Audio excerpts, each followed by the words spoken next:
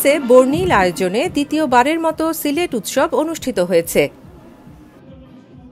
আড্ডা, গান, আনন্দ, উচ্ছ্বাস আর ভালোবাসায় উৎসব ঘিরে ছিল ফ্রান্সে বসবাসরত বাংলাদেশিদের মিলন মেলা। ফ্রান্স থেকে আমাদের সহকর্মী সাবুল আহমেদ জানান, রবিবার বিকালে জালালাবাদ অ্যাসোসিয়েশন ফ্রান্সের উদ্যোগে প্যারিসের লা কোর্নভের একটি হলে উৎসবের আনুষ্ঠানিক উদ্বোধন করা হয়। আয়োজিত উৎসবে প্রধান অতিথি হিসেবে উপস্থিত ছিলেন গণপ্রজাতন্ত্রী বাংলাদেশ সরকারের সাবেক পররাষ্ট্রমন্ত্রী ও পররাষ্ট্র মন্ত্রণালয় সম্পর্কিত সংসদীয় স্থায়ী কমিটির বর্তমান সভাপতি ড একে আব্দুল মোমেন এমপি। আয়োজক সংগঠনের ভারপ্রাপ্ত সভাপতি খসরুজ্জামান জালালাবাদীর সভাপতিত্বে ও সাধারণ সম্পাদক মোহাম্মদ আলী হোসেনের পরিচালনায় আলোচনা সভায় অন্যান্যদের মধ্যে বক্তব্য রাখেন জালালাবাদ অ্যাসোসিয়েশন ইউকের সহসভাপতি Muhibuddin Chowdhury, just in foundation ইউকের ডিরেক্টর মিজানুর রহমান সহ আরও অনেকে।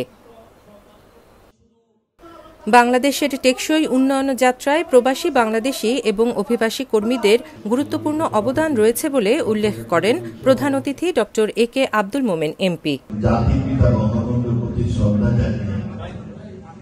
বিশেষ করে আমাদের বর্তমান রাষ্ট্রনায়ক শেখ হাসিনা, যার কারণে আমাদের গত কয়েক বছরে অভাবনীয় সাফল্য এসেছে, সেই জন্য তাকে কৃতজ্ঞতা ধন্যবাদ।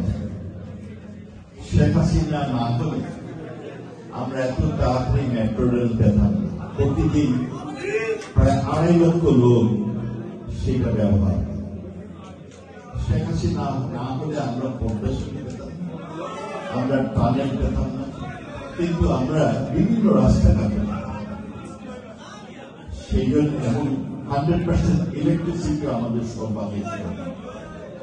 কৃষিক্ষেত্রে বিপ্লব, এই সবকিছুই সম্ভব হয়েছে।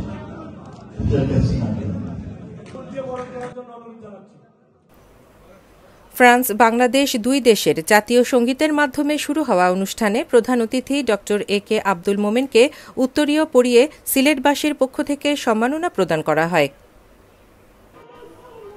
আলোচনা সভা শেষে মনোজ্ঞ সাংস্কৃতিক অনুষ্ঠান ও সুরের মূর্ছনায় মাতিয়ে তোলেন বাংলাদেশের জনপ্রিয় সঙ্গীতশিল্পী উপমা সহ প্যারিসের শিল্পীবৃন্দ।